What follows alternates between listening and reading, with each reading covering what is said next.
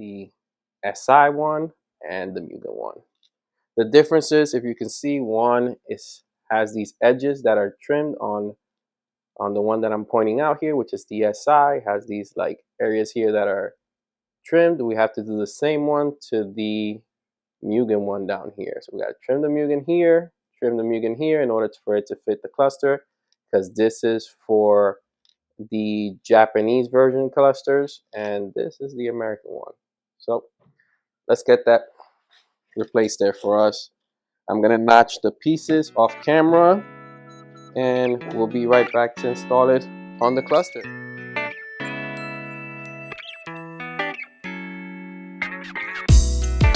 Alright, so I'm gonna get you a closer view.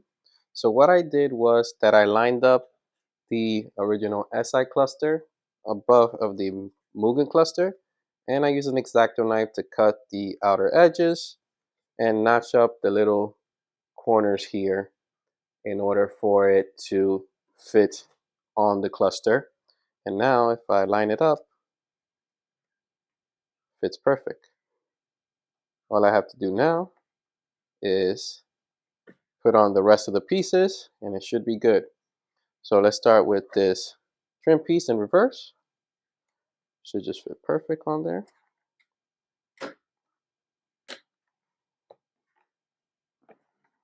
There we go. Just go in there. Should just go in there. Nice. It's looking beautiful already. And now we're gonna go with the RPM needle. So I'm just to go in reverse.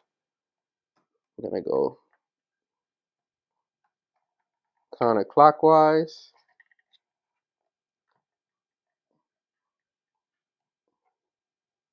Feel like it's not going in right now. Let me do it again. There we go. Counterclockwise. Let's put it right at the 0 mark. There we go. Just gonna check that it's lined up correctly at the 0. Yep. That's awesome. And now we are going to put the silver trim piece here. Should just go on. Perfect. It's looking nice already. It's looking super dope. And for the last piece, which is the plastic piece, if you already have this out, clean the inside of it. I have some glass cleaner and microcloth, so I'm going to do that now since it's already out. Let's put some a little bit. Let's clean the inside of it.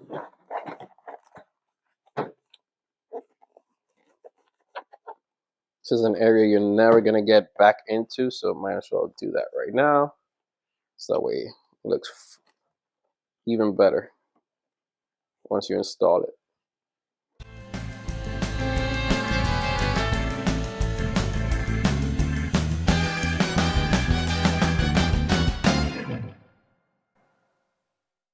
All right, that's looking better. And now we're gonna basically put the cluster back together.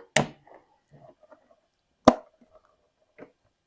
think it should just pop right back in. Dope. Yep, and that looks fire. That looks dope. That looks fire. All right, so it's gonna be the reverse installation in the car. What we're gonna do is basically insert the 3 screws. There's one here, one above here, and the other one down here. I'm gonna put this aside so that way we could get the other installation of the engine start button. All right, so I got the button installed inside of the housing piece. That's gonna go on this trim panel here. There is this bottom portion that has to be removed here, and it holds the VSA off, or vehicle stability assistance off. We got to remove that button, install it here in this gap, and then from there we're going to try to see if we can install this piece. I can already see that we can't, because this is meant for a right-hand drive car. This is a left-hand drive trim piece. So I'm going to try to see what can we customize to get this piece installed on here. But first I have to remove the 3 screws that are holding this bottom piece and maybe 2 other screws that's holding this button piece here, just so I could get more space. I'm going to get to that now. I'm going to quickly do it with this impact gun.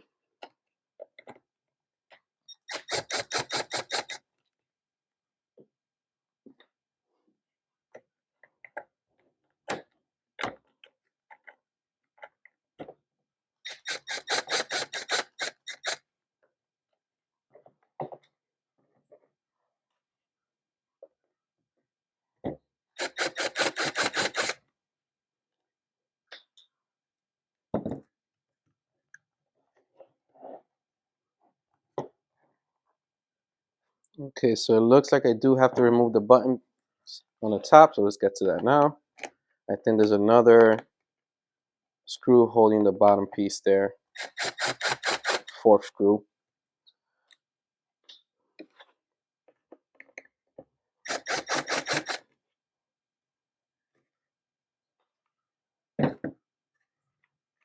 Okay, this is the button piece I was talking about.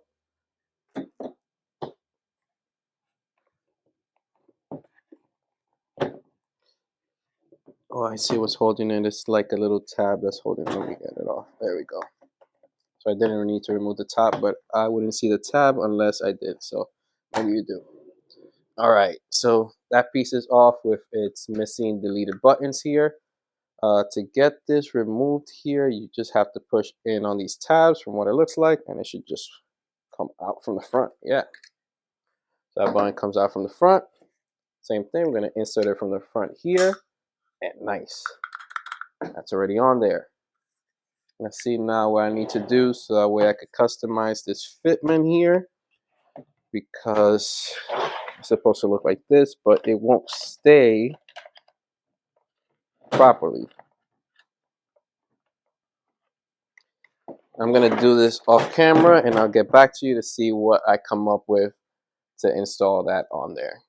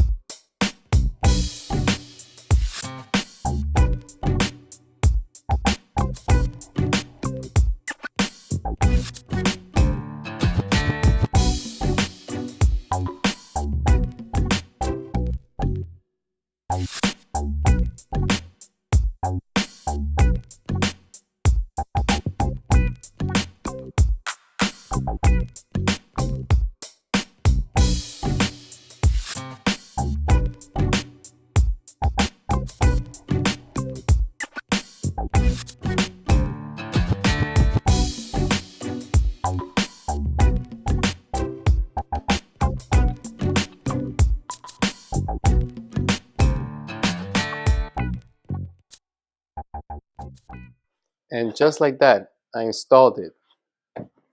Pretty good.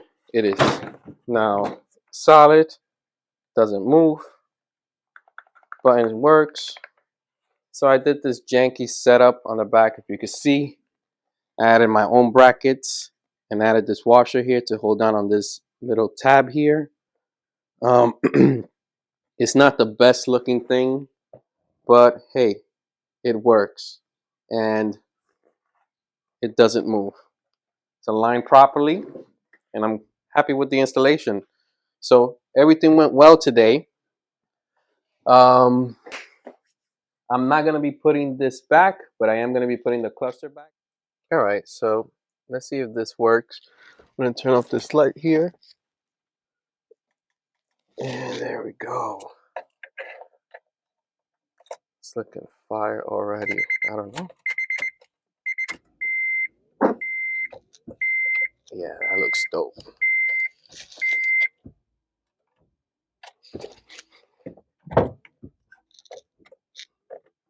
Right. The light looks nice.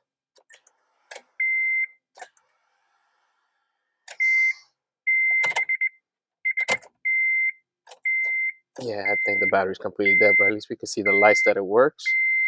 And the needle looked like it was moving, so that's also working. That's a plus for me. Let's turn it on and see what happens. That is nice. It's flicking because of the LED, but yeah, I like the color that it's showing on there. Nice. Thank you for joining me in this episode. We finally finished today. The Mugen cluster overlay looks great. The engine start button from the Type R looks awesome. I tested both of them out. The Mugen cluster lights work. The RPM needle also works. For the engine start button, I am waiting for the harness still. Like I said, the gentleman is shipping that out. Once that comes in, I'm going to add it to the next video or the following videos that I have. Just going to be a little snippet. It's plug and play, and I'll show you how that works. The guys that I used today, I'm going to have to shout out my boy Vic Wavy and Zosh. I'll link their YouTube below. They gave me the ideas of the bracket and for the engine start button. The tools that we use today, we use safety gloves, safety glasses, trim removal tool, X-Acto knife, impact gun, Phillips screwdriver, glass cleaner, and a micro cloth. If you have any questions, please comment down below. I will link all the parts that I use. And if you want to see what we have planned next, we're going to continue with the interior because I want to complete the touch points. So I'll see you in the next episode.